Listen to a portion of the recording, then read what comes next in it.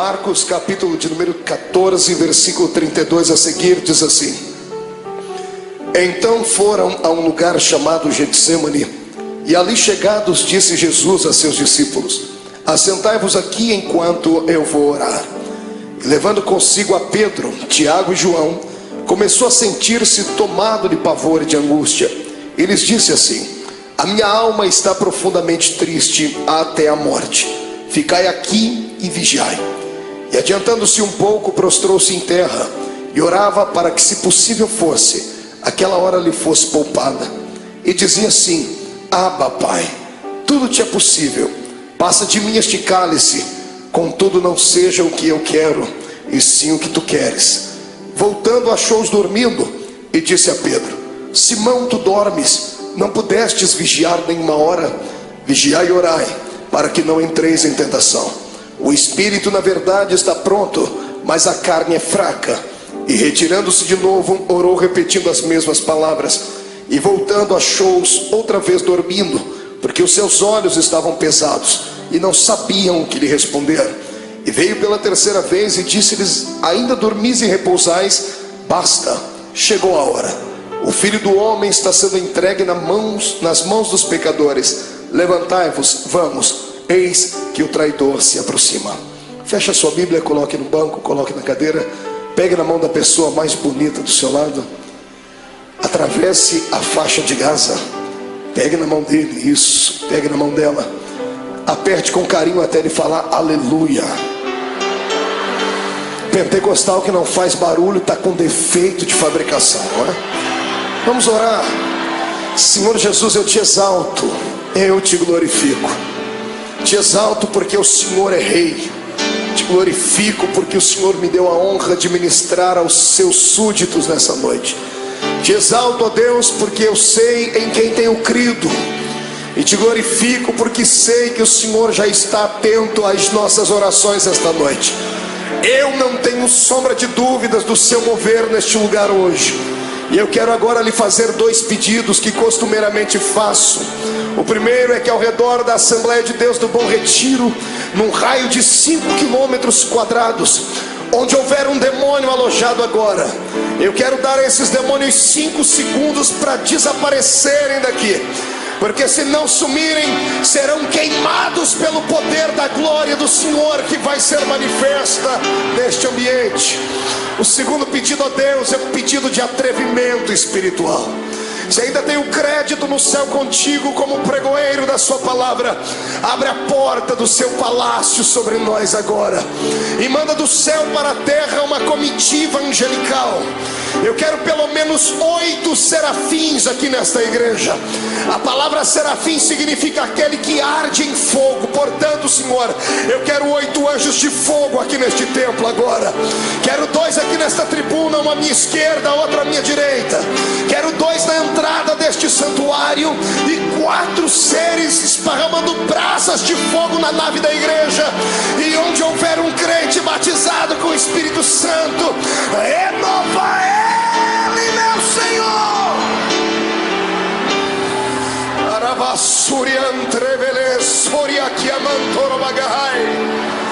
Deus, tu não precisa da ajuda do homem para nada.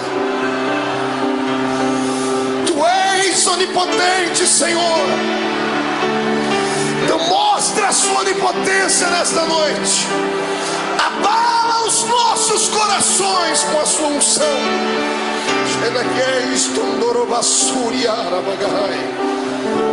Muito obrigado, Jesus. Fica conosco aqui. Amém e amém. Erga o dedo indicador para o céu comigo, o dedo de profeta. Aponte o dedo no nariz do seu irmão. Diga para ele: escute aqui. Se você não trouxe lenço, prepare a manga da camisa, a ponta da gravata, do vestido, o que for, porque hoje você vai se derreter na presença de Deus aqui. Quem crê nisso, dê um grito de glória a Deus. Aplausos a Jesus. E tome o seu assento, glorificando ao nome dele.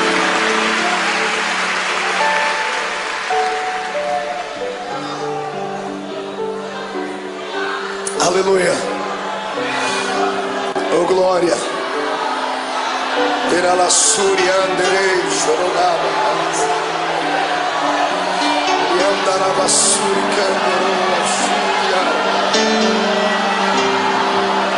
Glorifico, Jesus.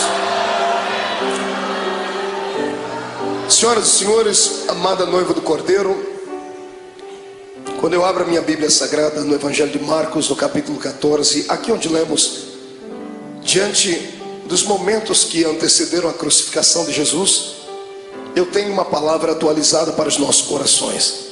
Certa vez, ouvindo um grande sábio pregador, ele disse algo que na época, talvez pela minha juventude, talvez pela força do ímpeto da juventude, eu achei que ele estava sendo apenas um tanto eloquente no que falava, e descobri anos mais tarde que era uma realidade. Ele dizia que a mensagem da noite, ela depende do estado de espírito daquele que vai transmiti-la. Se o pregador estiver alegre, a mensagem vai ser esfuziante. Se ele estiver melancólico, a mensagem será melancólica, porque o Senhor usa o vaso na situação em que ele está. Você já me viu pregar aqui mensagens daquela que a tampa da chaleira voa lá para cima. Toda segunda-feira tem sido um mar de poder aqui, não é verdade? Quem tem participado, quem tem ficado cheio de Deus, sabe disso. Mas hoje eu quero levar você por outro caminho. Quero convidar você para se entregar a Jesus hoje e permitir que Ele venha moldar de novo o seu vaso. Eu sei que vaso só pode ser quebrado no processo da preparação. Depois que o vaso está pronto, ele não pode ser quebrado mais, porque se for quebrado, terá que ser colado, e mesmo servindo ainda para alguma coisa, vai ficar dentro dele algumas cicatrizes. Eu quero crer que todos nós estamos ainda num processo de formação. Não chegamos ainda à estatura daquilo que Deus quer. Então hoje o Senhor vai despedaçar o nosso vaso, e nós vamos sair daqui um pouquinho mais apaixonados pelo Cristo ao qual nós servimos. Amém? Então dê um grito de glória a Deus para estremecer o inferno inteiro. Viver não é fácil. Viver é uma aventura. O dom da vida não foi confiado a todo o grande universo. O dom da vida, a existência mais plena dela, o Senhor confiou apenas nós que somos seres humanos. Pastor, mas os animais não vivem, as plantas não vivem, mas o estado deles é vegetativo. Não tem alma, não tem espírito. Eles têm apenas um breve espaço de tempo e existem apenas para algumas finalidades. Somente o ser humano vive para a eternidade.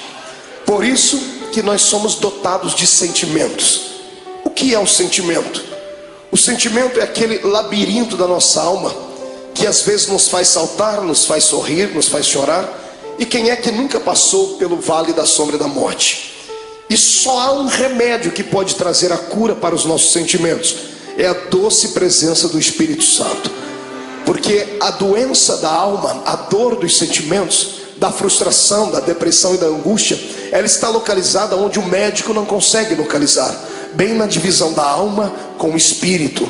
E só a palavra de Deus e a presença do Espírito Santo vão até este lugar.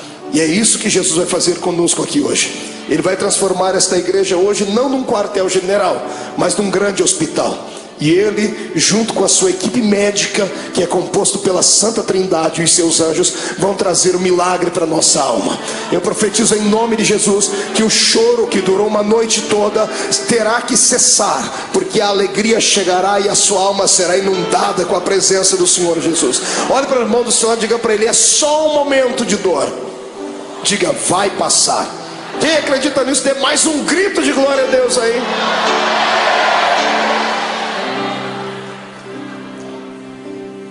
Quando eu olho para Jesus e fico às vezes tentando usar o meu raciocínio humano, por que é que ele veio? Alguns pensam que ele veio à terra apenas para implantar mais uma religião. Não era isso. O mundo já tinha muitas religiões. Já haviam religiões perfeitas aos olhos do homem. Já haviam religiões cheias de legalismo. Já haviam religiões amparadas por um sistema filosófico de poetas, como eram os epicureus. Amados, já havia muitas e muitas igrejas na época. Então a pergunta continua: por que é que Jesus veio à terra? Ele não veio à terra simplesmente por vir, como cantava Raul Seixas em uma música onde ele apontava o dedo para o nosso Salvador e chamava Jesus de ridículo, dizendo que ele não era besta para dar uma de herói. Jesus não foi apenas um herói, não foi apenas um mártir. Ele não saiu do céu apenas para fabular e confabular uma história. Jesus deixou as regiões celestiais motivado por um sentimento nobre e perfeito. Ele foi motivado pelo amor. Ninguém entende mais de amor do que Deus. Por isso a Bíblia diz que o amor de Deus foi pleno, porque Ele amou o mundo de tal maneira que deu o seu Filho unigênito, para que todo aquele que nele crê não pereça, mas tenha a vida eterna. Tentando indagar a Deus, fiz isso algumas vezes, perguntando então por que é que Jesus veio à terra, porque o Senhor não poderia usar outras pessoas para que isso acontecesse. O Senhor me disse: você não leu a Bíblia direito, porque desde o Gênesis eu tenho levantado homens para serem exemplos, mas todos eles têm fracassado.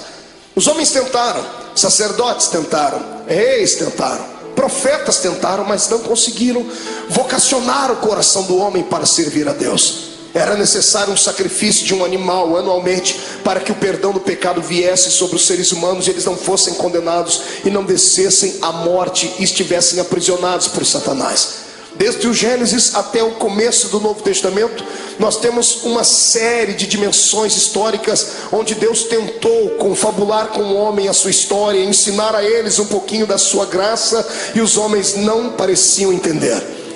Foi então que Deus teve uma atitude divina. Só alguém que é divino faria isso. A minha Bíblia diz na boca de Paulo que ele, mesmo sendo Deus, não teve por usurpação ser igual a Deus. Antes aniquilou a sua forma divina e desceu na terra e se fez carne. Aqui começa o mistério da minha vida e da sua. Aqui começa uma das explicações para as grandes perguntas da vida, das crises existenciais, que nem Freud conseguiu explicar. Por que é que estamos aqui? Todos nós fazemos parte de um plano majestoso e maior, de um plano que não nasceu na mente de homens, nasceu na mente do Todo-Poderoso Deus. No meio do caminho houve percalços, houve bloqueios, e Deus então, para reconstruir a sua história, o seu plano original, Ele teve que sair do céu e vir ser um entre nós. A minha maior alegria como homem nesta terra, como pregador do Evangelho, não é ter viajado por mais de 40 países do mundo. A minha maior alegria não é passar pelas ruas das cidades e ver um crente me reconhecer, ou saber que Jesus me deu um ministério abençoado. Não, a minha maior alegria se consiste nisso, em saber que eu tenho alguém lá em cima no céu, que para poder entender as minhas fraquezas e falhas, teve que sair de lá e vir experimentar um pouquinho desta vida triste e pequenina dos mortais. Amados, para que eu e você não fôssemos destruídos, destituídos, amassados e jogados dentro de um buraco, Jesus teve que sair lá de cima para tentar compreender a nossa falibilidade. Eu falo isso com propriedade, porque o Deus que está acima no céu nunca pecou, nunca sentiu dor, nunca foi desprezado a ponto de sentir náuseas e vontade de morrer enquanto estava lá em cima no céu. Eu penso que o próprio Deus falava com o Filho e com o Espírito Santo lá em cima, dizendo: por que será que esta raça humana não conseguem ser aquilo que eu quero que eles sejam? Se você pegar o Velho Testamento e ver o pensamento de Deus, se você torcer as páginas do Velho Testamento, vão sangrar, porque o Senhor havia ditado a sua lei. O homem que não pudesse caminhar junto com ele era logo destituído. O homem que não pudesse ser santo era logo morto. Veja o Deus do Velho Testamento trabalhando, abrindo a terra, engolindo homens. Por que é que Deus trazia morte e o terror sobre o seu povo? Pensava ele que aqueles que permanecessem vivos, olhando aqueles que foram punidos, se converteriam, seriam mais santos, seriam mais produtivos. E Deus via que, pelo contrário, aquilo parece que trazia, ao invés de temor, trazia ira no coração dos seres humanos. E alguns, por pura rebeldia, tratavam logo de desmerecer a Deus e de serem inimigos dele. O Deus do Velho Testamento tentou, ele fez de tudo que estava na sua mão para fazer, e até o ponto dele chegar no céu, sentado no trono, e dar um grito sobre aquilo que Isaías escreveu no seu livro, gritando bem alto: e agora? A quem eu enviarei? E agora quem há de ir por nós? Porque na terra não tinha ninguém justo o suficiente. Os homens não aceitaram o Deus Jeová, aquele que quando vinha em cima de uma nuvem, fazia tremer os montes, fazia os seus relâmpagos engrandecer o coração dos homens, e os homens não aceitaram. Então o Senhor está no céu, tentando encontrar uma nova maneira de atuar, e a maneira foi aquela mais talvez não pensada, mas que chegou a chocar o próprio Deus. O seu filho, sentado à sua direita, se levanta e diz: Pai, vai. Está chegando a hora então de nós tomarmos uma atitude divina. Está na hora de fazermos algo transcendental. Está na hora de eu deixar o meu trono e virar homem de carne e ser um como eles são, para eu poder entender o que eles passam, para eu poder saber o que é que leva esses seres humanos a chorar, a sentir dores. Por que é que eles têm tanta facilidade em se curvar diante dos problemas? Por que é que eles ficam deprimidos? E é isso que Jesus faz. A transferência do céu para a terra não foi apenas um ato da legalidade divina, foi um ato imortal de Deus. Deus se fez carne para vir aqui entender a minha vida e a sua vida. O que eu acho mais lindo é que Ele entendeu. Ele passou pelos mesmos vales que nós passamos, Ele passou pelas mesmas sombras que nós passamos, e o mais importante, Ele venceu. Ele deu para nós o exemplo dizendo: é possível passar pelo vale e se levantar lá na frente. É possível andar de cabeça baixa, mas daqui a pouco erguer a sua cabeça, porque o ser humano é imagem e semelhança de Deus. Eu não prego nessa noite para um público comum de derrotados. Eu prego para homens e mulheres de carne e osso, mas que tem uma essência divina dentro deles. Eu olho para fora e vejo a embalagem, mas o conteúdo desses que me ouvem é um conteúdo transcendental. O Deus eterno que criou o universo pela força do seu poder e pelo poder da sua palavra o sustenta, habita dentro desse homem e desta mulher que está aí do seu lado. Quem acredita nisso, erga a mão para cima e glorifique a Deus.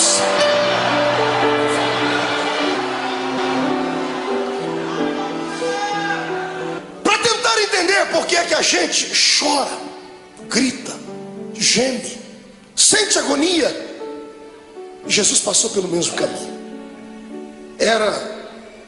Estava chegando os últimos dias dele na terra. Ele sempre foi um homem de oração. Eu amo Jesus por causa dos seus ensinamentos, aqueles que ele dava com a sua boca e aqueles que ele exemplificava. Sempre que ele queria exemplificar alguma coisa, ele usava os seus apetrechos divinos. Todas as vezes que ele operava um grande milagre, ele se escondia no meio do mato para orar. Diferente dos seres humanos do século 21. Toda vez que temos uma vitória, a primeira coisa que fazemos é ir para um restaurante comer uma boa picanha.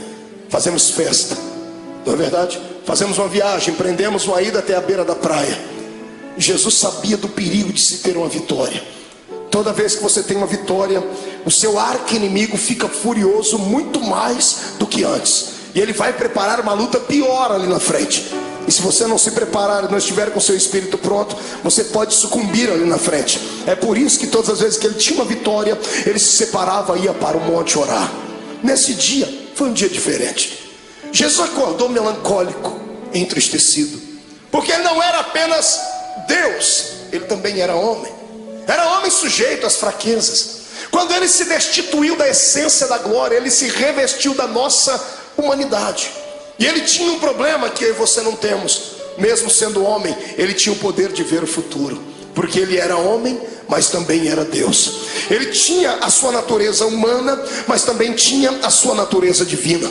A sua natureza humana dava a ele condições de sentir sede, ao ponto de pedir para uma mulher: me dá água porque eu tenho sede. Mas a sua natureza divina logo se impunha, e ele mesmo dizia à mulher: mas se tu soubesses quem fala contigo, você pediria água para mim, e eu te daria uma água que você beberia e nunca mais tornaria a ter sede.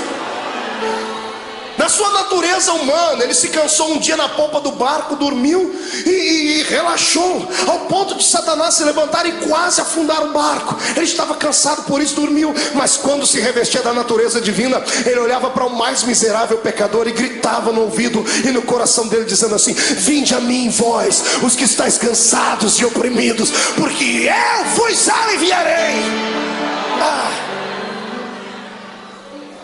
Nessa manhã, o lado humano dele estava tranquilo, porque não enxergava o futuro. Mas o lado divino pregava peças nele, porque ele enxergava além daquilo que os olhos humanos viam. Mesmo sendo homem, ele continuava sendo Deus.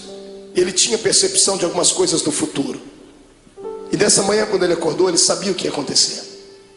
Sabendo o que ia acontecer, ele não sorri, ele não conta uma história comum, porque ele era um homem como nós somos. Ele convida os seus discípulos nesse dia. Todas as vezes que ele ia para o monte orar, ele levava só 3. Era Pedro, Tiago e João. Nesse dia ele olhou para todo mundo e disse: gente, vamos orar comigo. Eu imagino os discípulos olhando uns para os outros, dizendo assim: o quê? Jesus está pedindo oração para a gente? Ele está pedindo para a gente acompanhar ele até o monte para orar. E ele foi. Quando ele chegou naquele monte, dobrou o joelho. Todos eles dobraram o joelho junto com ele e começaram a orar, ou começaram a rezar, eu não sei. Repetiram as palavras que ele havia ensinado. Ninguém conhecia Deus a fundo. A religião deles antes de Cristo era uma religião canalizada em rituais humanos, em dogmas falíveis. Talvez eles não sabiam conversar com Deus na intimidade com a qual Jesus falava. Por isso Jesus nos ensinou a oração do Pai Nosso. Mas ele pediu para que eles orassem com ele, porque ele estava abatido naquele dia. E tendo orado, eu penso que, não sei se você passa por isso, mas eu passo. Quando eu estou muito angustiado, quando eu estou muito atribulado, eu preciso gritar. Eu preciso desestressar. Eu subo um monte que tem na minha terra e tem uma árvorezinha lá. Eu já falei dessa árvore para todo mundo, tem isso gravado em fitas. A árvore sofre comigo quando eu estou passando pelo vale, porque eu encho ela de tapa. Eu desestresso orando e dou uns tapas. Não que a árvore tenha nada a ver com o meu problema, mas é assim que eu me desestresso. Eu imagino Jesus nesse dia angustiado, atormentado, ele olhando para os seus discípulos, ele querendo orar, ele querendo falar tudo que estava dentro dele, mas de repente ele olhava por cima dos ombros, ele via Tiago, Pedro, João, ele via André, ele via os outros, e ele viu quão pequeninos eles eram apenas discípulos, não haviam atingido a estatura de mestre. O discípulo tem muita facilidade de se escandalizar, tem muita facilidade de ficar pequenino diante de situações difíceis. E eu imagino Jesus dizendo para si mesmo: se eu falar o que eu preciso, eles vão desanimar, eu tenho que demonstrar fortaleza para eles. E Jesus não aguentando mais, ele precisava orar. Ele levanta a cabeça, levanta da oração, deixa todo mundo orando. Ele pega 3 entre os 11 que foram, porque Judas não foi com ele esse dia, Judas ficou, tinha só 11 com ele. Ele levanta e chama os 3 mais chegados dele. Ele bate o nome de Pedro, Tiago e João, disse: meninos, vamos orar comigo. E para eles ele conta o que está acontecendo. A minha alma está angustiada. Você consegue ouvir isso da boca do seu Deus? Ou você acha que isso é um privilégio só seu? De sentir dores, de chegar em dias dentro da sua casa que dá vontade de morrer, dá vontade de entrar dentro do quarto e fazer uma besteira? Ou você acha que porque você é crente, você está bem guardado e você tem anticorpos espirituais suficientes para te proteger de toda a avalanche do mundo? Não, você é um ser humano. A diferença entre o ímpio e o justo não é vista somente nessa terra, será vista na outra. Mas a minha Bíblia diz que da mesma sorte que sofre o ímpio, sofre o justo. A diferença não é em sofrer, a diferença é em como sofrer. O ímpio sofre desesperado, dá um tiro na sua orelha, fuma droga, injeta, bebe muito, até cair no chão, porque assim ele alivia a sua dor. Nós que somos crentes não fazemos isso. Mas quando temos os nossos problemas, nós entramos dentro do quarto e tomamos um chazinho da raiz de Jessé, e o Espírito Santo vem acalentar. É só assim que a gente passa pelo vale. Eu estou te mostrando o seu Deus em agonia. É bonito falar do Jesus andando em cima das águas, é lindo falar sobre ele multiplicando os pães, é poderoso falar sobre ele se transcendendo no Monte Tabor diante dos seus discípulos e falando com Moisés e Elias. É lindo ver o nosso Senhor abrir os olhos dos cegos e dizer ao morto de 4 dias: sai para fora. Mas eu quero ver se há beleza em ver o seu Deus dizendo assim: eu estou sentindo pavor, eu estou angustiado, eu preciso de amigos íntimos. Jesus está aqui dando um exemplo para nós. Quando passarmos pelo vale, precisamos ter alguém do nosso lado, precisamos de amigos. O que vale na nossa fé cristã é isso, que nós temos pessoas que nunca vimos antes, mas depois de 5 minutos de conversar já chamamos ela de irmão. Eu sei que tem muitos aqui que são colegas, mas existem alguns amigos, poucos, mas são. Quando você passar pelo vale da sua alma, não passe sozinho, não faça besteira. Peça para Jesus preparar alguém para que você possa desabafar, contar os seus problemas. Peça para Ele colocar uma pessoa certa, não um traíra, não uma pessoa que vai abusar depois do seu problema e lhe chantagear. Peça para Ele preparar alguém que tenha o mesmo espírito que você tenha e que te ame não pelo que você é, não pelo que você tem, mas por aquilo que Deus te fez. seus melhores amigos e sobe com eles um pouquinho e diz assim: eu estou angustiado. E eles estão orando, e Jesus começa a orar, e ele começa a tremer, porque os olhos dele visualizavam aquilo que os olhos naturais não viam. De repente ele levanta e deixa os três e diz assim: gente, ora por mim, porque eu vou entrar aqui no meio desse mato agora, que eu vou rasgar minha alma. Eu imagino Pedro, Tiago e João olhando um para a cara do outro, dizendo assim: esse não é o nosso Cristo. Cadê o homem de Fortaleza que pega o chicote, espanca os homens que estão na beira do templo? Ele está melancólico, ele está entristecido, ele está fragilizado. Pedro, Tiago e João enxergam isso nele. E eu imagino eles olhando a figura de Jesus entrando dentro do horto, dentro do jardim, dentro do Getsemane. Interessante, era profético. A palavra Getsemane significa prensa do óleo. E ele, oliveira verdadeira, estava indo lá para ser prensado, para que o óleo do seu espírito viesse sobre a terra. Ele foi moído para que nós pudéssemos ser reconstruídos. Ele chorou naquele dia para que nós pudéssemos sorrir hoje aqui. Ele sentiu dores naquele dia para que as nossas dores fossem aliviadas. E é por isso que eu te convido agora a dar um belo glória a Deus, porque Ele merece tudo isso.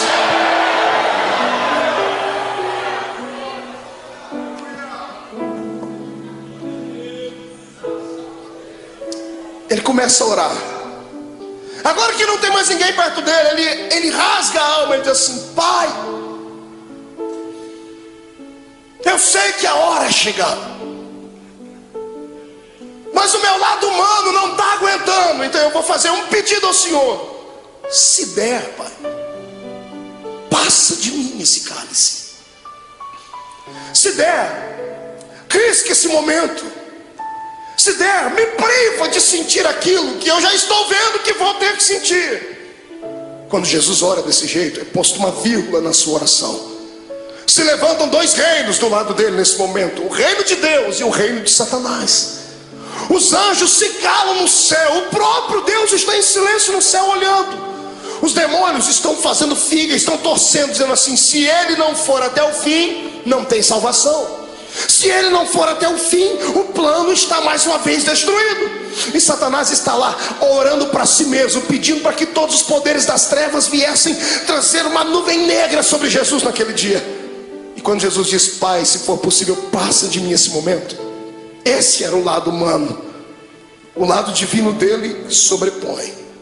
E ele abre os olhos. E se como homem ele enxergava apenas o jardim naquela noite, se como homem ele enxergava apenas as árvores, o céu que devia estar escuro e o vento soprando, se como homem ele enxergava apenas pedras e relva, como Deus ele enxergou além de tudo aquilo. Ele enxergou além das pedras, além da relva. Ele enxergou além do tempo.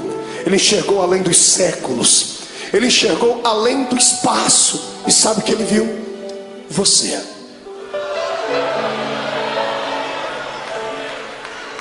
Eu. Ele enxergou você. E sabe como ele te enxergou?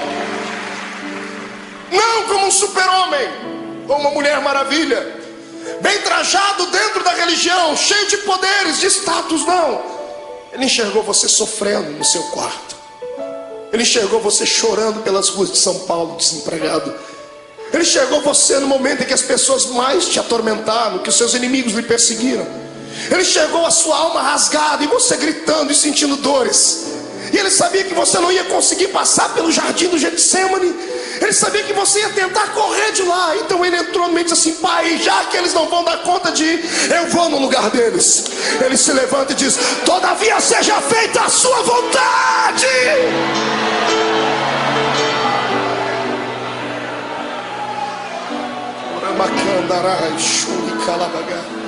Feche seus olhos por um momento. Eu sinto que a noite deste dia vai ser diferente.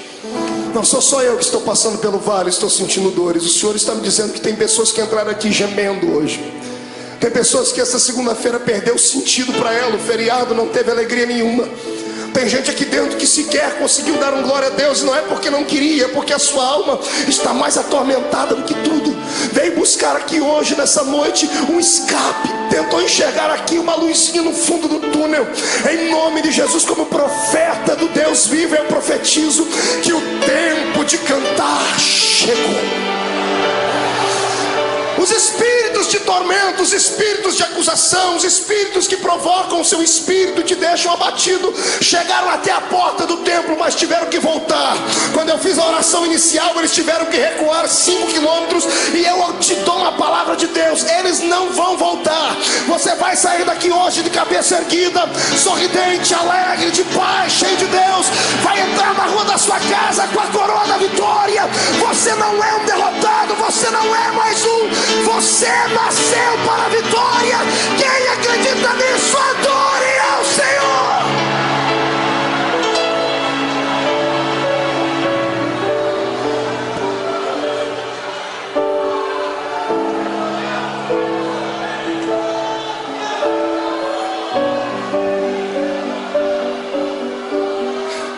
Então eu vou lhe convidar hoje aqui, irmão. Rasga a alma, filho. Chora. Vomita tudo que está dentro da sua alma, põe para fora. Porque você não é um super-homem. Não se autoflagele.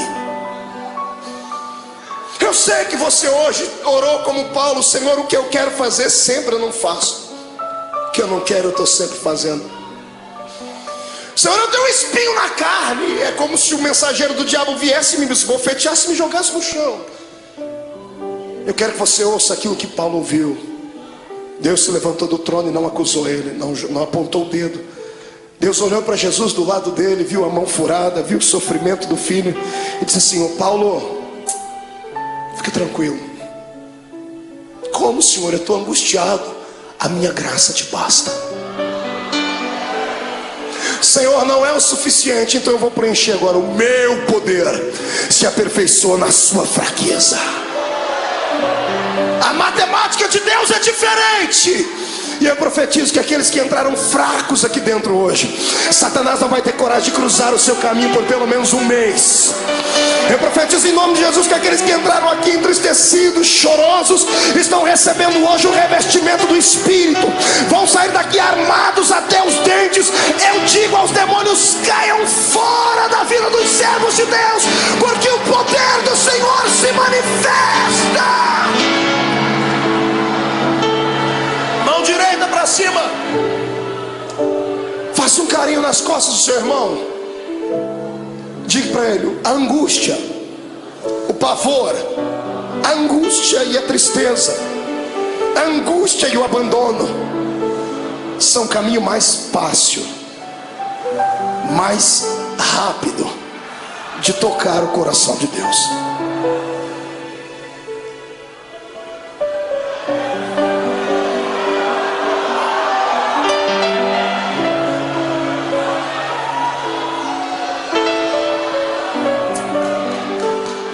Era a adversidade.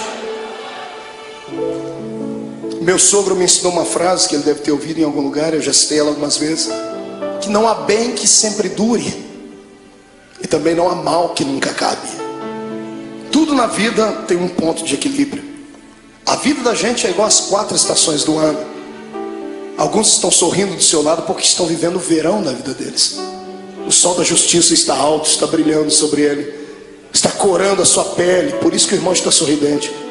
Outros estão vivendo a primavera da sua existência, estão florindo, estão frutificando, estão crescendo. Em contrapartida, outros entraram no outono, começaram a perder as folhas, começaram a perder o colorido. E difícil saber que alguns entraram pelo caminho do inverno, estão sucumbindo, estão tendo que buscar água nas profundezas dos lençóis mais profundos da terra, estão tendo que se curvar diante de tudo. Mas a bênção é que tudo é um ciclo. Depois do inverno vai vir o verão de novo. Calma, é só um tempo. Na minha vida e na sua, tudo o que acontece, ou acontece porque Deus mandou, ou porque Ele permitiu. Satanás não tem esse poder que nós pensamos que ele tem, de vir e manipular a nossa existência. Eu sou entregue a Cristo e você também. O mais fraco aqui entre nós é capaz de catar Satanás pelo chifre e esfregar o focinho dele no chão, porque ele não tem mais solução. Para mim e para você, por pior que seja o ato cometido, se puderes hoje inclinar não os joelhos em terra, mas sim o coração diante de Deus, o sangue de Jesus Cristo cobrirá todos os seus erros e você ficará mais alvo do que a alva-neve.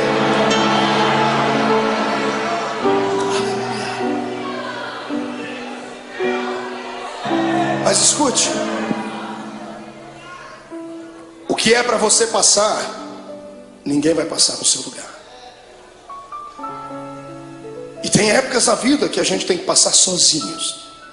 Tem vale que não tem amigo íntimo, ninguém. Tem coisas que somos só nós e Deus. E o pior é que nesse exato momento parece que Deus nos esquece. Eu não sei o que é pior, a correção de Deus ou o silêncio dele. O silêncio, quando você grita e lá do céu vem uma resposta assim: psss. Jesus estava sentindo assim aqui. A alma dele estava contrita. Ele chegou no ápice da vida de um ser humano. Ele levanta daquele horto tremendo, suando sangue. Eu fui estudar isso à luz da ciência. A ciência diz que é raro, mas é possível. Por que é que uma pessoa chega a transpirar sangue? A ciência diz que quando a pessoa está passando por uma agonia muito grande, o seu metabolismo fica todo alterado. 3 coisas podem acontecer. Primeiro, ela pode sofrer um infarto no miocárdio, porque a adrenalina correndo pelo seu corpo, o coração não dá conta de bombear tanto, o sangue pode explodir. Segundo, quando a etapa do coração é vencida, as veias do cérebro não suportam, a pessoa pode sofrer um derrame. Terceiro, quando é vencida a etapa do coração e da mente, aí os poros se dilatam e o sangue que está sob pressão dentro do corpo, ele sai pela pele. Como Jesus não podia morrer de ataque cardíaco, nem podia morrer de derrame cerebral, porque a cruz estava preparada, o sangue dele saiu pela testa, pelos poros. Eu queria que você imaginasse a afeição do seu Cristo quando ele passou a mão na testa e viu o sangue. O lado humano dele deve ter se contorcido, mas era preciso passar por aquele vale, era preciso ir até o fim. Ele levanta dali como um vitorioso. O reino das trevas está abalado porque acharam que ele ia parar naquele momento. Ele levanta e pega os discípulos dormindo. Que decepção. Mas ele sabia que eles eram fracos. Ele olhou para os discípulos, acordou e disse assim: nem uma hora pudestes velar comigo? E os discípulos já correm e dobram o joelho. Jesus diz: não, agora é tarde. Eis que o Filho do Homem será entregue na mão dos pecadores. Quando ele acaba de fazer isso, eles ouvem passos de uma multidão de homens que vem vindo. Tochas acesas vêm iluminando o caminho deles, liderado por alguns homens da religião judaica. E no meio da multidão Jesus viu um rosto conhecido, o rosto de um dos seus discípulos. Esse discípulo vai dar um beijo em Jesus. E aqui eu começo a aprender com Jesus coisas lindas, coisas que nós não aprendemos com o ser humano. Quando Judas dá um beijo nele, Jesus era tão amável, ele acreditava tanto no poder que ele tinha de envolver as pessoas, e tinha tanta pena da alma do ser humano, que quando Judas lhe beijou, ele já sabia o motivo. Ele poderia ter expulsado Judas. Imagine você sabendo que uma pessoa que com um beijo ela vai lhe levar à morte. O que você faria? Esmurraria ela? Arrancaria a cabeça dela? O que é que você faria? Pois Jesus olhou para ele depois do beijo e disse assim: amigo. Jesus não era hipócrita, nem falso. Mesmo Judas traindo ele, ele disse: você ainda é meu amigo. Essa palavra vem de encontro àqueles que durante essa semana traíram Deus. Traíram Deus com seus atos, traíram Deus com suas palavras, negaram Jesus com seus feitos. Porque eu creio que eu não estou pregando aqui para uma assembleia de homens puros e mulheres purificadas, porque se todos aqui fossem santos à estatura que pensam, não estariam sentados nesse banco, estariam voando com os anjos aqui. Eu sei que estou pregando aqui para gente que passou pelo vale, porque o meu Deus não fala com quem está ausente, Ele fala com quem está presente. Mas Jesus manda dizer que Ele está apaixonado pela sua fé, está apaixonado pela sua coragem.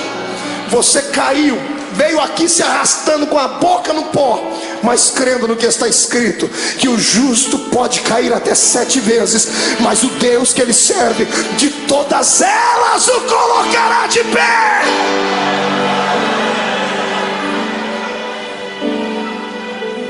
Você continua sendo amigo de Deus. O amor de Deus não dá para se entender. O amor de Deus tem que ser aceito. Não fomos nós que o escolhemos, foi Ele quem nos escolheu. E quantas vezes você já fez essa pergunta: por que o Senhor me escolheu, Deus? Por que você acha que Deus te escolheu, irmão? Pela sua força? Pela sua oratória? Pelo seu talento de cantar? Você acha que Deus olhou para você e disse: não, esse aqui eu vou poder usar, então eu vou investir nele, e o outro que não prestava, ele não investiu? Não foi nada disso. Deus olhou para você e alguma coisa em você atraiu Ele. Não foi você que foi buscar Deus em uma igreja, foi Ele que trabalhou no seu coração em casa, usou o testemunho de alguém. Deus queria você, mas a palavra final foi sua: eu vou. Quando você disse vou, o Senhor disse: pronto, eu escolhi, agora Ele veio. Você foi escolhido por Deus.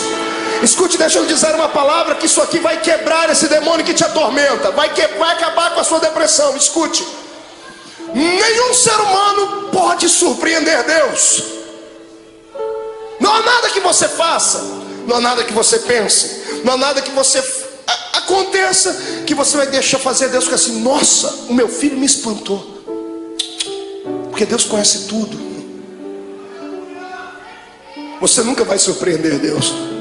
É por isso que eu me apoio nessa palavra, para nunca sair dela. Porque o diabo, ele só sabe falar do passado. Ele só sabe acusar você do que você fez, do que você cometeu antes de entrar dentro dessa igreja hoje. Ele só sabe apontar o dedo para você e metralhar você, dizendo assim: você foi isso, fez isso e aquilo. É por isso que eu prefiro ficar com Deus, porque Deus não fala do passado. Todas as vezes que Deus olha para você, sabe o que Ele fala? Do seu futuro. E lá no céu, imagina Ele acotovelando Jesus, está vendo aquela filha lá? Olhe lá na frente e veja o que eu vou fazer com ela. Está vendo aquele homem? Olhe lá na frente e veja o que ele será. Porque Deus não é como caranguejo que anda olhando para trás. O Senhor está na nossa frente. O Senhor está além das suas fraquezas. O poder do Senhor está além da sua humanidade. O poder de Deus está além dos seus complexos. É por isso que eu te convido nessa noite: saia de dentro da prisão que está a sua alma. Deixa o Senhor hoje sacudir as portas desta prisão e arrancá-las para fora. Deixa Deus mostrar para você que mesmo amarrado em um tronco, com os pés amarrados, todo ensanguentado, você ainda tem um cântico nos seus lábios, tem uma arma atômica nos seus lábios. Enquanto você cantar, as muralhas vão cair. Eu convido você hoje a saltar para dentro do território dos vitoriosos.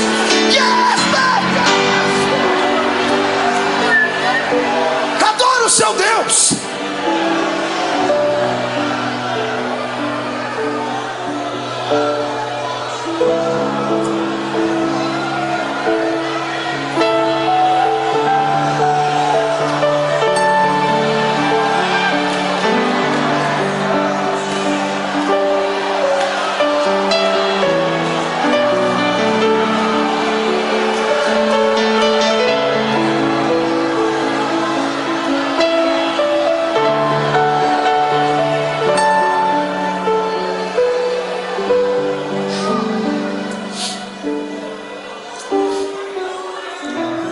É hoje o dia que Deus escolheu para arrancar você de dentro do quarto escuro da sua vida. Os espectros do passado que te sondam, os demônios que encontraram uma brecha, vão ter que serem rápidos para saírem, porque se não saírem serão destruídos. Eu vejo a força de Deus chegando para dentro de você. Eu vejo o Espírito Santo sentado nas asas do vento, trazendo em ambas as suas mãos brasa de fogo para purificar o seu pecado, e na mão direita dele uma unção de gozo para te fazer saltar pelo menos uma semana inteira. Em nome de Jesus Cristo, hoje é o dia da independência da sua alma. O Senhor te fará saltar muralhas. Quem acredita nisso, tire o pé do chão para adorar.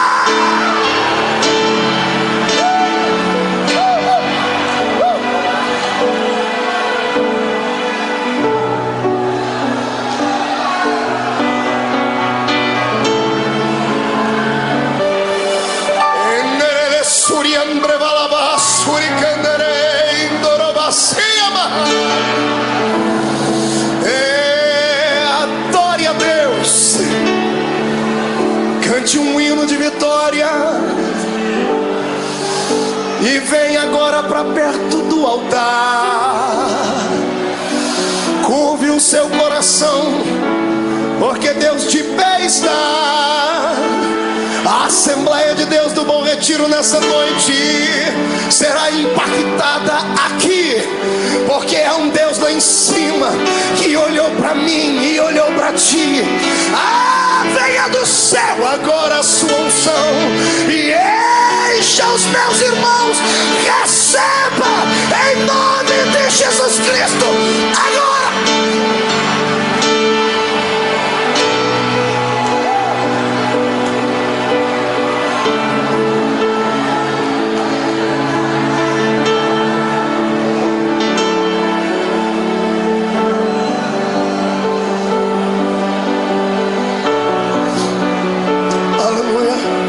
Sente um pouquinho. Olhe para cá.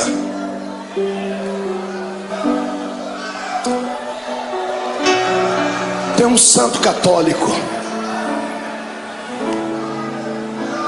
Ele foi canonizado pelos homens, mas o exemplo de vida e de fé dele impactou um tempo. Chamava-se São Francisco de Assis.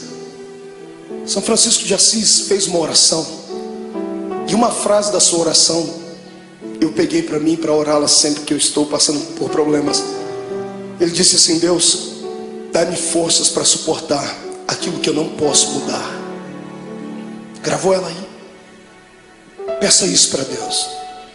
Dá-me forças para suportar aquilo que eu não posso mudar. Tem coisas na vida que não dá para mudar. O filho que foi embora não volta mais. A doença que dizimou parte do corpo não tem como retroceder. O abandono, a tristeza, muitas vezes não tem como retroceder. Então peça para Deus te dar força para suportar. O que importa é em como enfrentar esse dia de dificuldade. É em como você vai enxergar o seu jardim. Você pode enxergar o seu jardim como sendo o ápice do abandono de Deus, ou pode enxergar o seu jardim como sendo o pódio da coroação da sua vida. Depende da maneira como você foi para lá. Jesus foi preparado para o jardim. Por isso ele orava antes, incessantemente. Por isso ele buscava Deus. Por isso ele passou 40 dias no deserto em jejum, porque ele sabia que a missão dele era grande, como a sua é. Sabe por que você está querendo parar? Porque você não se preparou. Tem levado uma vida de brincadeira, pensando que a igreja é apenas um lugarzinho de reunião social, pensando que a fé cristã é só aqueles dogmazinhos ensinados pelo pai e pela mãe. Não, a salvação não é hereditária.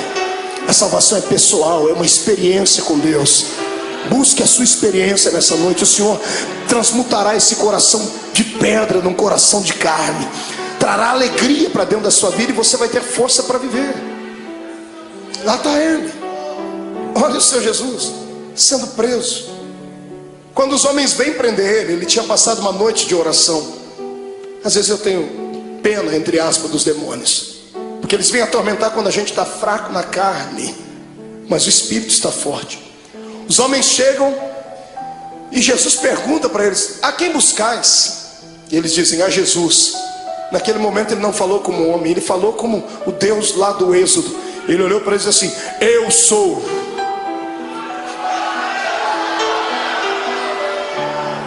Por um pouco aqueles homens não morreram fulminados, porque quando ele liberou a sua palavra, rema, eu sou, eles caíram no chão. Qualquer preso sairia correndo, qualquer pessoa condenada sairia correndo. Qualquer covarde sairia correndo. E eu não duvido que os discípulos iam pegar na mão dele: Jesus, aproveita o momento e foge. E ao invés de ele ir para a direção contrária, ele vai e ajuda as pessoas a ficar de pé. Você consegue imaginar Jesus pegando na mão de Malco? Malco foi o soldado que arrancou a orelha dele. Fica de pé, Malco.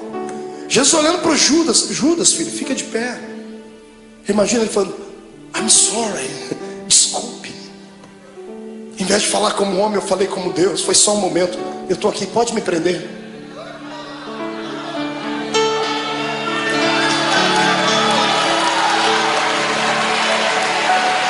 Me prenda.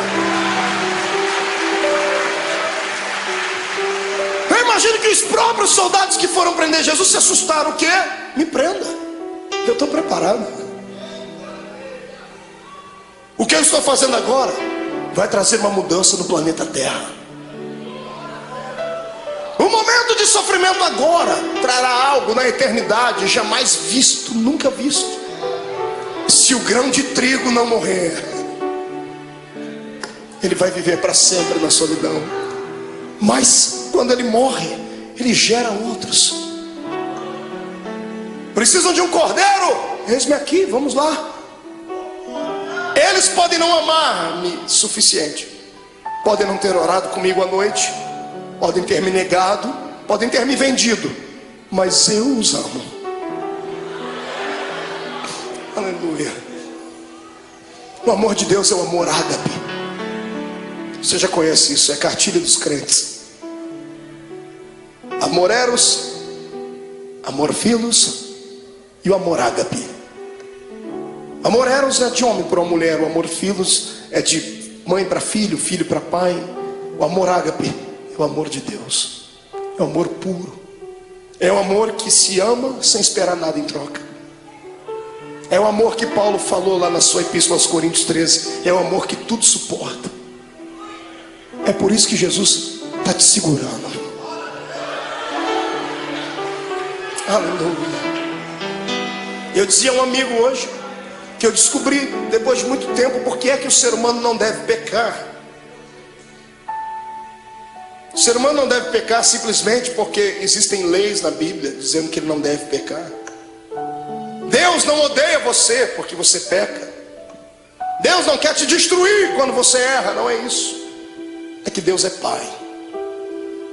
E Deus sabe que todas as vezes que você peca e erra, você se arrebenta. Todas as vezes que você faz alguma coisa errada, é você quem se machuca. E qual pai quer ver o filho machucado? Qual pai quer ver o filho ferido? Está entendendo? É por isso que o Senhor não quer que você erre, você burle a lei. Porque tudo que Ele estabeleceu são princípios, e tudo que foge dos princípios te machuca. Olha para você agora sofrendo por causa desse adultério. Olha você sofrendo aí dentro, as mágoas, tristes, desejando uma pessoa que não é sua e não pode ficar com ela, não tem jeito. Olha vocês sofrendo porque pegou aquilo que não era seu. Olha aí você sofrendo porque passou por cima de tudo aquilo que Deus tinha para você. Olha você angustiado. É isso que te tira da igreja. Não é a perseguição do pastor, não é a palavra pesada do outro, não é. São aquilo que nós infringimos na lei de Deus. E Jesus me disse ao meu ouvido enquanto eu estava de joelho ali: tem muita gente que quer se afastar da igreja, filho. E fala para eles que não importa o que eles fez, importa o que eu fiz por eles. Sai da frente, Satanás, eu estou com raiva de você. Eu tenho certeza que nesta noite os planos de Satanás mais uma vez caíram por terra, porque o Senhor te ama e ponto final. Quem é amado por Deus adore a Ele.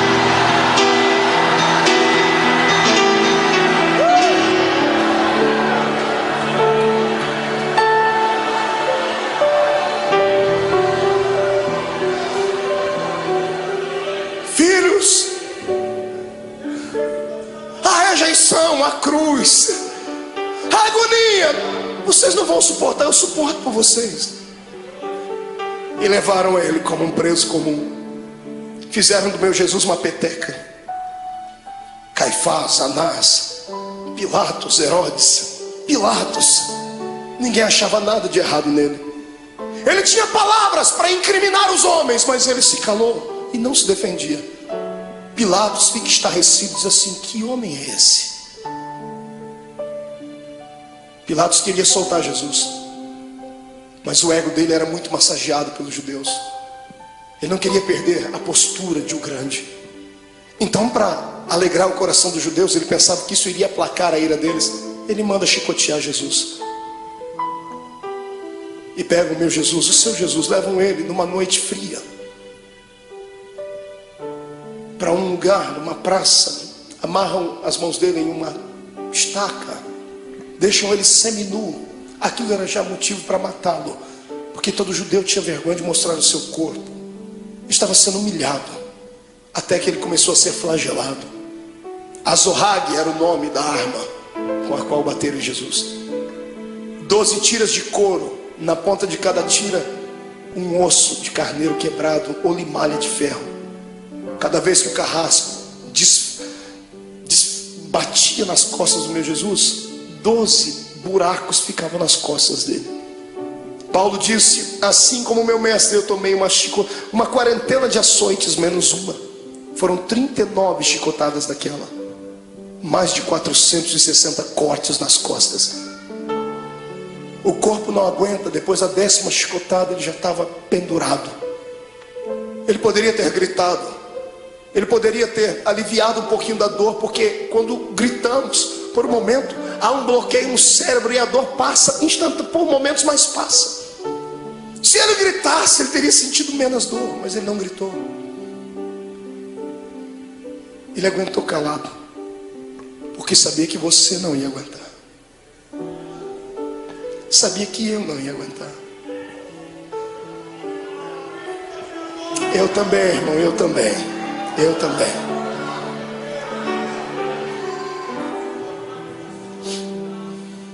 Quando tiram Jesus da estaca, ele está semi-morto, caído no chão. Alguém embrulha o corpo dele num pano, pensando fazer o bem, estavam fazendo o mal. Jogam ele dentro de uma cova, dentro de uma cela fria, úmida, fétida. No outro dia de manhãzinha, Pilatos já havia se reunido com algumas pessoas. O povo não havia quem acalmasse o povo. O povo quer a morte dele. Pilatos se levantou e chamou a multidão e disse assim: olha, hoje é um dia especial. Hoje eu tenho direito e posso liberar o perdão para um preso. Vocês têm esse homem chamado Jesus e tem Barrabás. Barrabás era um terrorista, era um prisioneiro político. Era um homem que queria lutar contra o reino de Roma. Por isso estava preso.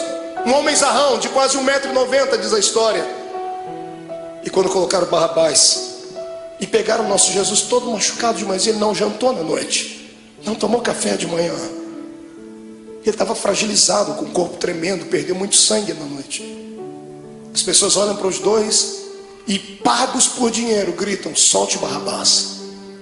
Pilatos não entende o que a multidão está falando. Ele vai, lava as suas mãos e diz assim: bom, que caia sobre a cabeça de vocês o sangue desse homem. Os soldados ficaram possessos por demônios. Agarram o meu Jesus e o seu, e o pano que estava coberto sobre o corpo de Jesus havia colado nas feridas que estavam nas costas dele. 400 cortes abertos, o pano colou a noite toda ali. Um soldado arranca aquele pano com força, abrindo todas as feridas de uma só vez. Ele deve ter soltado um gemido muito forte. Para brincar com ele, porque alguém dizia que ele era o rei, fizeram uma coroa de espinhos. Cada espinho tinha pelo menos 9 a 10 centímetros de comprimento. Espinhos que eram capazes de perfurar uma madeira. E colocaram na cabeça do nosso Jesus. Colocaram uma capa vermelha sobre ele, bateram com uma cana na cabeça dele para que a coroa fincasse mais ainda. E alguém dizia: tu não és o rei? Eis aí a tua coroa. Pegam o patíbulo da cruz, a haste onde os braços dele foram presos e fixos, colocam nos ombros dele e ele sobe a via da crucificação. A cruz não podia ser posta inteira nos ombros de um preso, porque ela pesava quase 140, 150 quilos. Ninguém daria conta de levar. Era só a parte principal. Jesus está subindo aquela travessia. Aquilo era um show, era um espetáculo que todos aguardavam. Todo mundo estava esperando ver ali um preso político, um preso famoso. E quando muitas pessoas começam a ver Jesus passando ali, a agonia tomou conta do povo. Eu fico imaginando as pessoas que estavam lá naquele dia. Imagino Lázaro. o amigo de Jesus, do lado de Marta e Maria, as irmãs segurando ele. Eu vou lá, eu vou soltar ele, eu vou fazer alguma coisa. Mas não vá, Lázaro, se for vai morrer também. Ele vai passando o olhar, ele vê todos aqueles para quem ele multiplicou o pão e deu na mão deles. Os amigos que ele tinha desferiram contra ele a traição. Pedro está andando do lado, triste porque já tinha negado Jesus. A mãe de Jesus vai ao longe, olhando o filho querido. No meio do caminho ele não aguenta. A Bíblia não diz, mas é possível que Jesus tenha tombado com o peso daquele lugar, daquela cruz, da haste daquela cruz, porque ele estava muito cansado, estava com fome, estava machucado. E o soldado romano, enfurecido, endemoniado, olha no meio da multidão, e para humilhar mais Jesus, escolhe um homem diferente no meio da multidão. Ele pega o Cirineu, Simão o Cirineu. Cirineu não era sobrenome. Cirineu falava do lugar onde ele havia nascido, Cirene. Cirene ficava na Etiópia. Era o único negro que tinha ali naquele dia. Pegaram um negro para colocar ali, para ajudar Jesus a carregar a cruz, dizendo: nenhum dos seus irmãos te ama. Colocaram um estrangeiro para ajudar Jesus a carregar a cruz. Eu fico aqui imaginando com a minha mente, ele está sofrendo, está morrendo e está ensinando a gente que quando passarmos pela nossa via da crucificação, não tiver nenhum amigo para ajudar a carregar a cruz, não tiver nenhum parente para ajudar a carregar a cruz, Deus enviará um estrangeiro para ajudar. Aleluia. E o mais lindo é que o estrangeiro já está do seu lado, o Espírito Santo. É Ele quem te ajuda a carregar a cruz. Está sentindo Ele aí, irmão? É por isso que está ficando mais leve a cruz. Eu não oro para que Jesus tire essa cruz dos seus ombros, mas eu peço para que Ele te dê força para carregar ela até o fim, porque vamos trocar as cruzes que nós temos por coroas do céu. Aleluia. Passe pelo vale dando glórias ao seu Deus.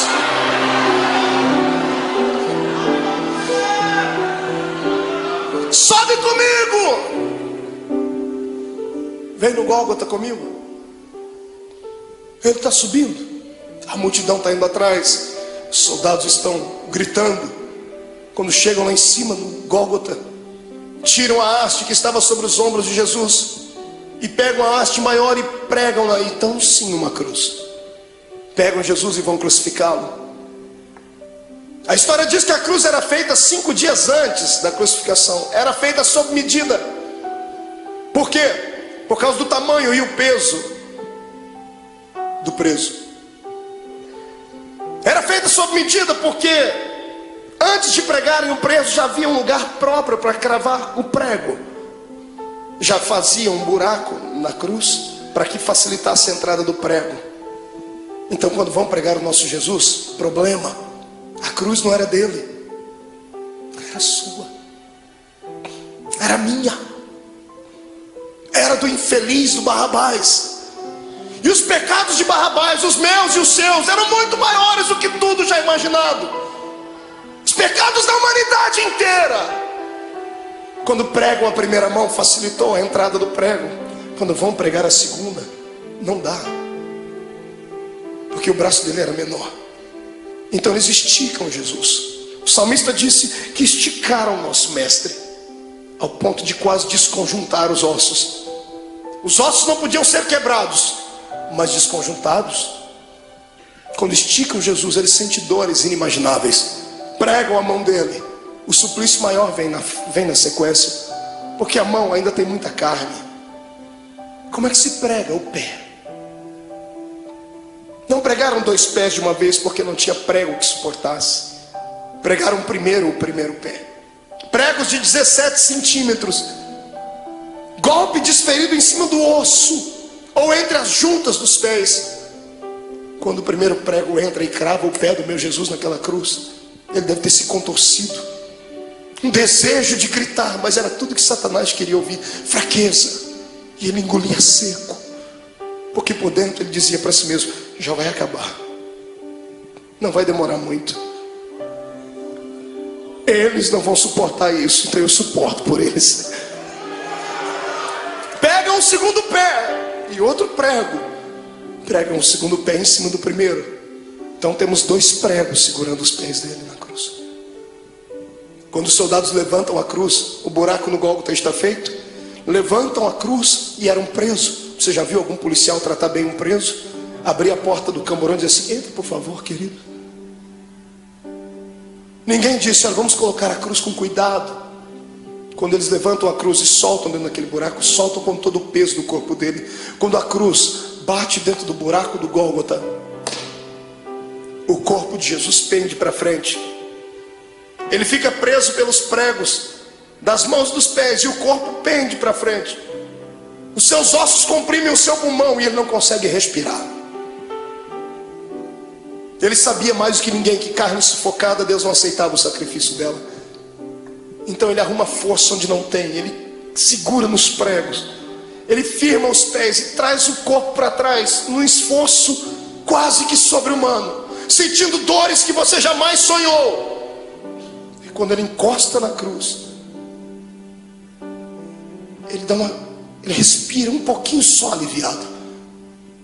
E então ele começa a ficar tonto. Estava fraco do dia anterior. As moscas começam a visitar o corpo de Jesus. Se você já fez serviço militar, você sabe o que eu estou falando. Quando você está diante de todo o esquadrão e um maioral está passando perto de você, você não pode nem se mexer. Posição de sentido. Os mosquitos voam em volta do nariz, dá vontade de colocar a mão, mas não pode. Jesus estava ali, ensanguentado, suado, sentindo dores. As moscas estão voando sobre ele e ele não tem força nem para expulsá-las. Do lado dele é posto um bandido e do outro também. Quando ele olha para os 2 bandidos, eu penso que ele intercede pela alma deles. O da esquerda fica endemoniado. O diabo entra dentro do corpo dele e ele olha para Jesus e diz assim: oh, você não é o Deus, você não é o Cristo, você não é o Todo-Poderoso? Sai da cruz e tira a gente daqui, rapaz. Imagina a tristeza com que isso chegou no ouvido de Jesus. Pensa, você está morrendo por ele e ele está debochando de você. A dor daquilo deve ter sido maior do que a dor dos pregos, maior do que a dor do chicote, porque a dor do desprezo é maior do que tudo. Deus olhou do céu e disse: não, meu filho não vai ficar assim. Espírito Santo entra no coração daquele bandido da direita. Vamos fazer um equilíbrio. O da direita fica cheio do Espírito Santo. Pregado na cruz, grita para o outro: pare de atormentar ele. Esse homem não fez nada, a gente está aqui porque merece, ele não.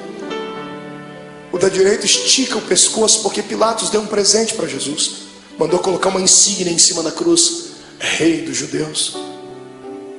O preso estica o pescoço, e quando ele lê em cima da cruz Rei dos Judeus, ele abaixa a cabeça e sussurra: o Rei, Rei, ó Rei. Imagino Jesus levantando a cabeça, sentindo dor, dizendo: está falando comigo, rapaz? Estou. O Rei, lembra de mim quando entrar no seu reino. Aleluia. Eu imagino Jesus dizendo, eu penso, conjecturo: o que, filho? Lembra de mim quando entrar no seu reino. Eu acredito que você é rei.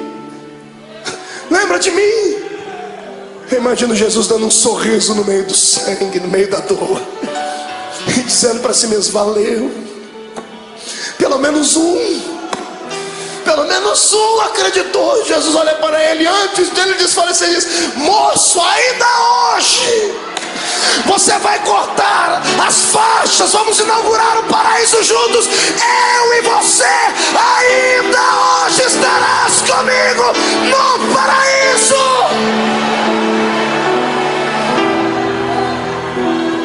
Era bacana.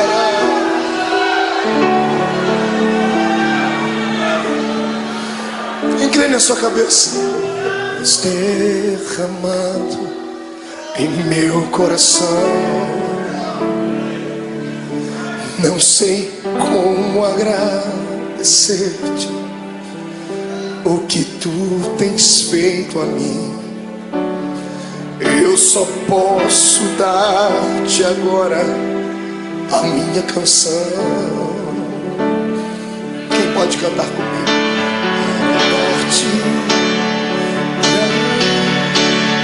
Vai, grita. graças, graças, Senhor, graças, meu Senhor Jesus.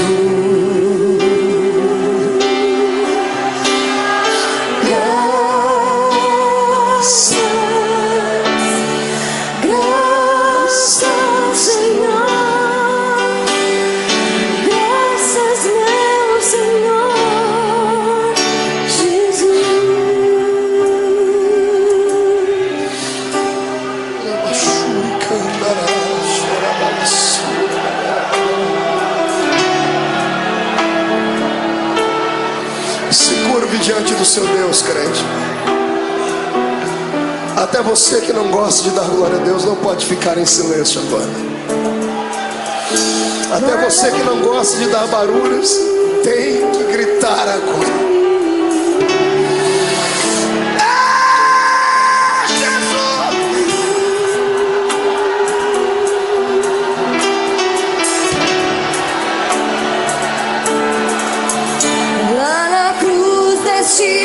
Tua vida, entregaste tudo a mim, vida eterna me entregaste ao morrer.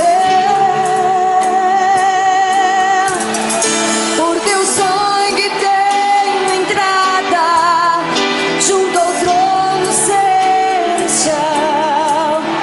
Posso entrar confiantemente ante a ti. Lá na cruz deste tua vida, entregaste tudo a mim, vida eterna me entregaste ao morrer. Por teu sangue tenho entrada junto ao trono celestial. Posso entrar confiantemente ante a ti.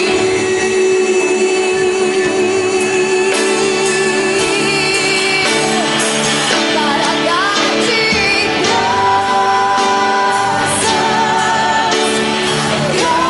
graças, Senhor, graças, meu Senhor Jesus.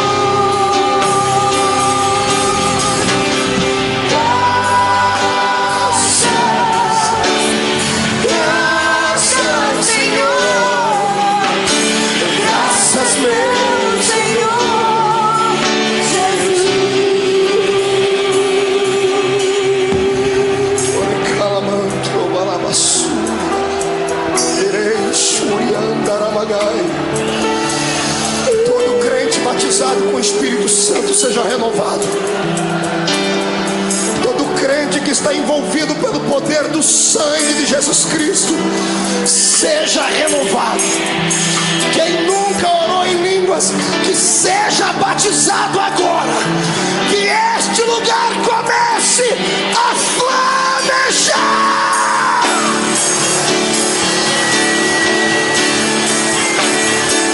Para dar-te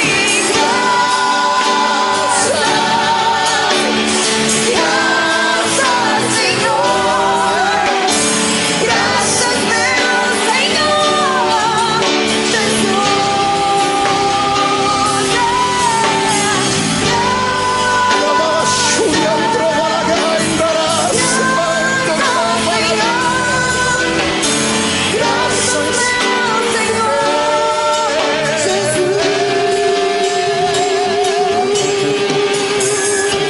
Segura um pouquinho de pé. Pegue na mão do seu irmão. Oh Deus.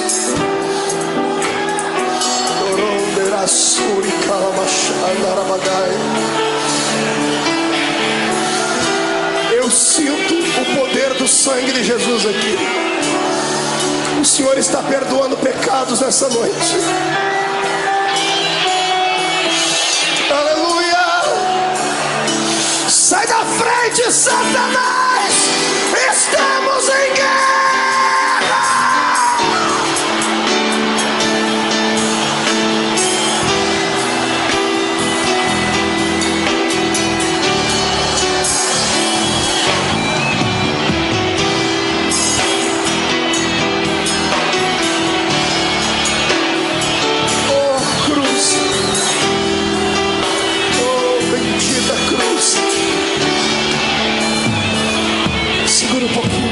Pegue na mão do seu irmão. Olhe para cá.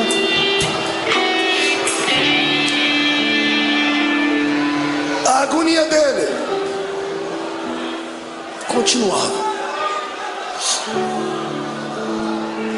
Chegou uma hora que ele olhou para o céu.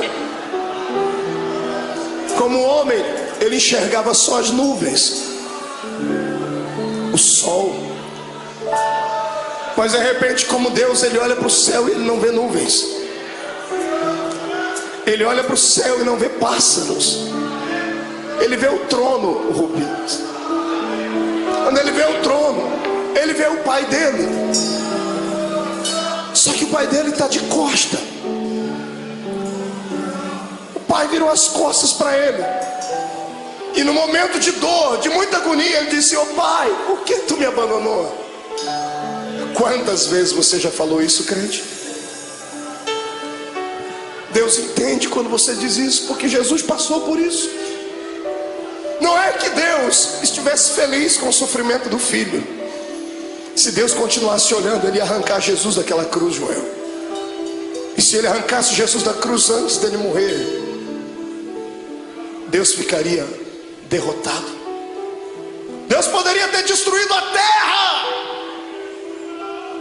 mas ele preferiu virar as costas para não ver. E o lado humano de Jesus sentindo dores, mas o lado divino dentro dele dizendo assim: já está acabando, aguenta mais um pouquinho, segura. A morte está lá com as garras da mente de Jesus, tentando arrancar o espírito dele, e ela não consegue, porque ele não tinha pecado.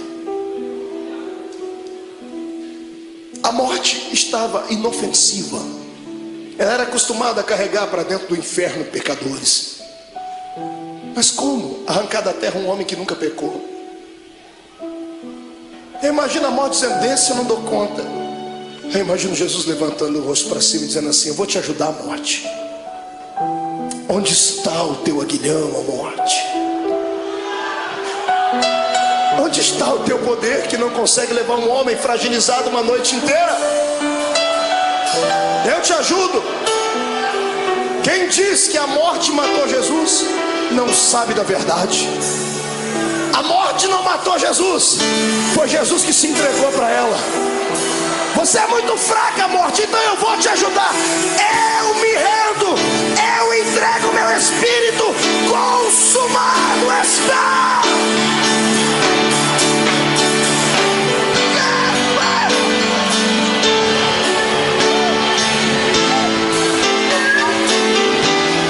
Este é o Cristo que tu serves.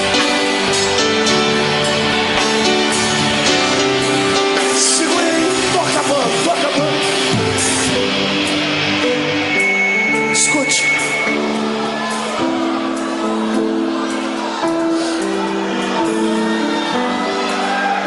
Segure só um pouquinho. Quando a cabeça de Jesus pendeu, o astro-rei deixou de brilhar. O cosmos e a natureza se curvaram diante do Rei eterno. As rochas se fenderam. O sol se escureceu. A multidão que gritou crucifica-o começou a bater no peito e dizendo ele era Deus. O centurião que ajudou a fragilizar o corpo dele está embaixo da cruz gaguejando e dizendo: esse homem era o Filho de Deus. Maria está embaixo, João está abraçado com ela dizendo: aguenta, mãe, aguenta. Tiram Jesus da cruz.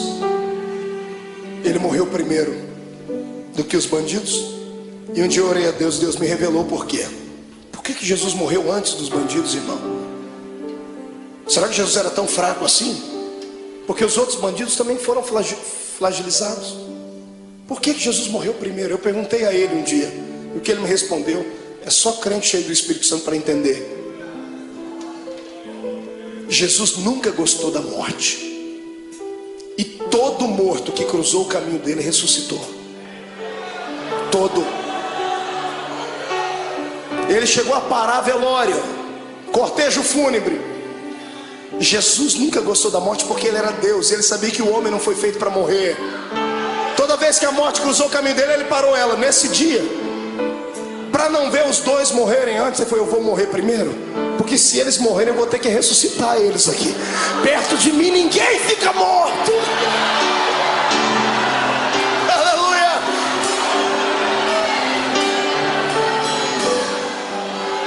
Ele morreu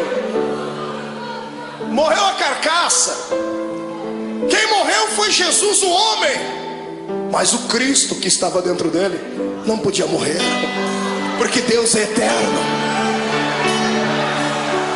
O Espírito do Cristo que estava dentro dele saiu pela boca.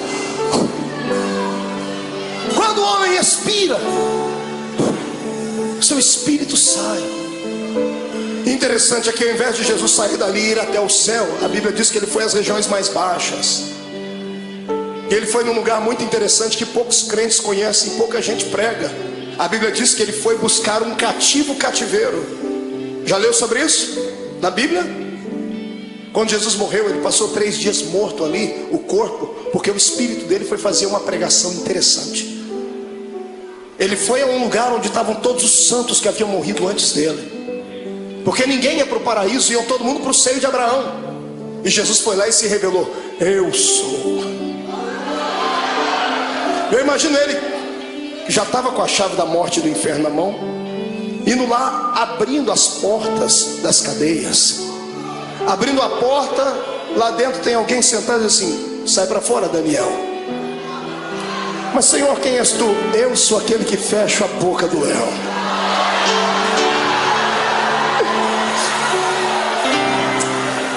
Sai para fora, Jeremias. Quem é o Senhor?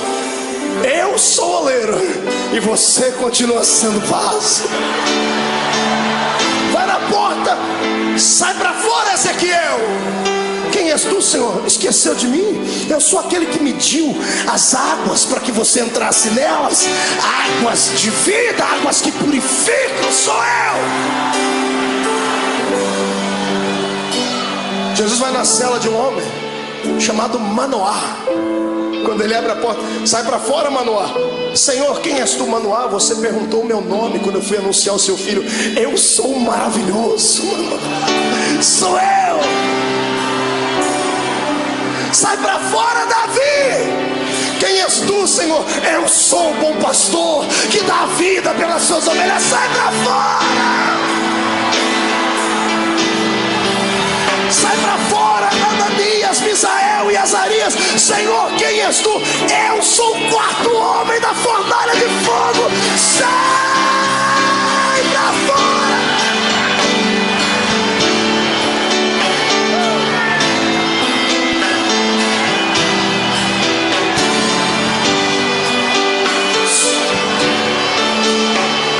Segura. Jesus chega numa porta. Era um dos últimos a ter entrado lá antes dele. Ele abre a porta, está lá um sujeito de barba. Ele diz: João, sai para fora, João. Mas Senhor, quem és tu? João não me conhece? Imagina João olhando e dizendo: oh Senhor, desculpa. É que a última vez que eu lhe vi, o Senhor era um cordeiro, e agora eu vejo que tu és o leão. O leão da tribo de Judá.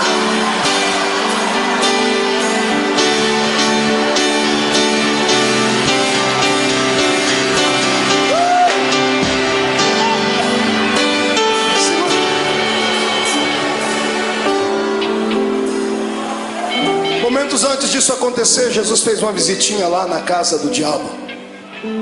Está todo mundo chorando aqui em cima, na terra, e tem um monte de demônio fazendo festa no inferno. A morte e o diabo dançando catira e forró. Os demônios cantando, é festa. Jesus morreu. Quando Jesus morreu, eles esperavam que ia cair uma pedra em cima da cabeça deles. Quando Jesus expirou, eles: ai, mas não aconteceu nada, então vencemos. Passaram a noite toda fazendo festa lá no antro do inferno. Foi num belo dia, os demônios todos deitados, cansados, dormindo. Eu imagino. a escuridão do inferno começa a receber luz. Ele vem, e não vem andando, vem flutuando dentro daquele lugar.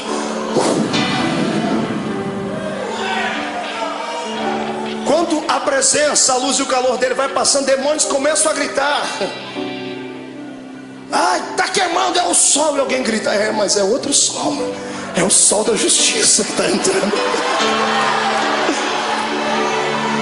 Os gritos devem ter acordado o diabo e a morte. Jesus olha para a cara dos dois. Antes de falar com o diabo, Jesus vai no colarinho da morte, agarra ela pelo colarinho e diz: onde está a morte? Onde está o teu aguilhão, a morte? Jesus pega e joga ela para um canto. Jesus vai onde está o diabo, fala: Satanás, agora é contigo, seu infeliz. Me agonizou lá no monte, achou que eu não ia vencer. Eu vim aqui provar para você que é possível ser homem na terra e ainda ir morar no céu.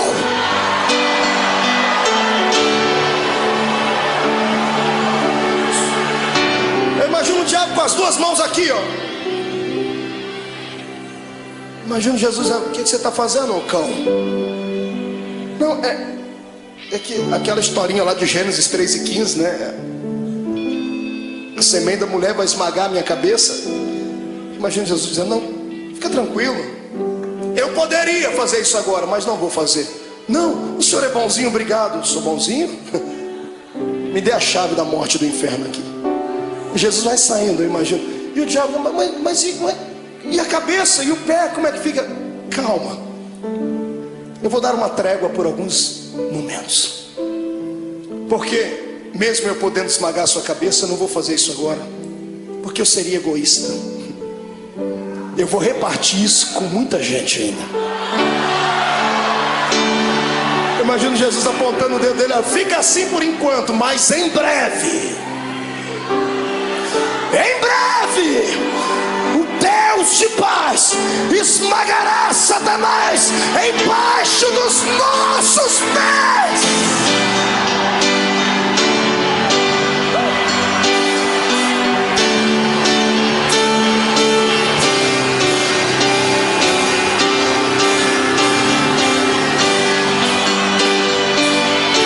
Segura, vamos encerrar.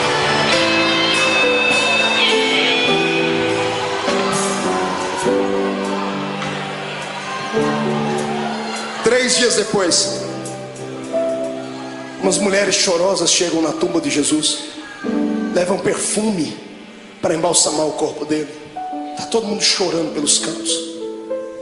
Quando elas chegam na tumba de José de Arimateia, que emprestou para Jesus, a pedra gigantesca estava removida. Desesperadas, elas pensam que alguém roubou o corpo de Jesus. Quando elas entram lá dentro, no meio de duas pedras tem dois homens de branco. Os homens estão sorrindo, um sorriso angelical. Um dia nós vamos vê-los. E as mulheres perguntam: onde puseram o nosso mestre? E os homens dão um grito para elas: mulheres, por que procurais entre os mortos aquele que vive? Ele não está mais aqui, ele já ressuscitou.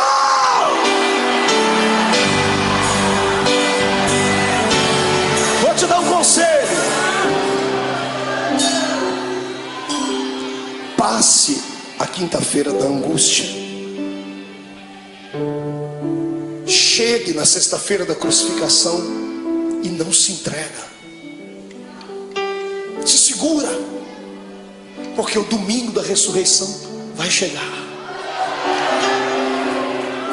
E Deus manda dizer que essa noite foi transformada no domingo da sua ressurreição.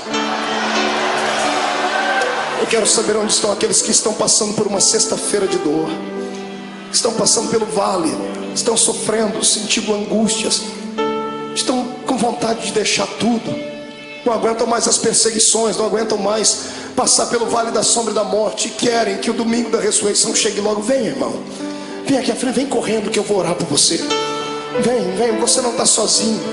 Eu estou passando por esse vale também. Eu estou passando por esse vale. Vem, se chora mesmo.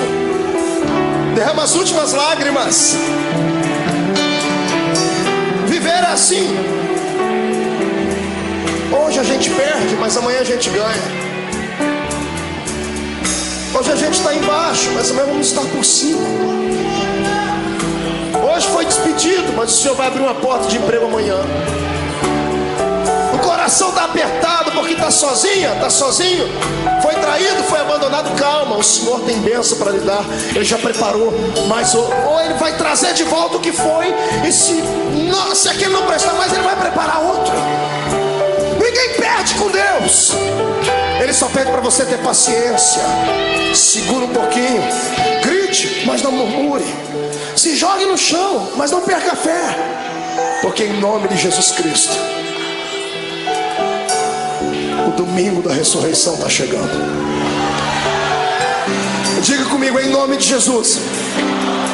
Toda angústia, toda dor, todo sofrimento, tudo aquilo que me atrapalha de servir a Deus, toda frustração, todo sentimento de abandono, eu ordeno, venha para a palma da minha mão. Agora, fecha a sua mão. Diga comigo, a minha sexta-feira da crucificação já foi. Hoje é o domingo da minha ressurreição. Levante a mão para cima, eu vou contar até 3. Você vai jogar no chão e vai pisar em cima. 1. A vitória é sua. 1,5. Hoje o Senhor te transporta para o reino dos vitoriosos. 2. A sua casa será impactada pela ressurreição de Deus. 2,5. Satanás é um derrotado, com um D maiúsculo. 2,75. É o dia da sua liberdade. 3. Jogue no chão, piso em cima.